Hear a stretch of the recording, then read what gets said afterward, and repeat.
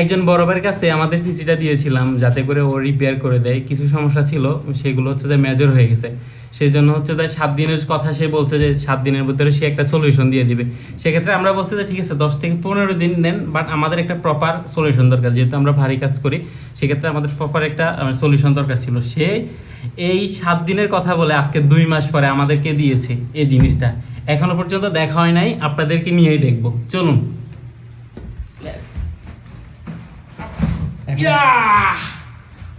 এখনো পর্যন্ত বলে দেখা হয় না, দেখছো বিষয়টা কেমন হইলো?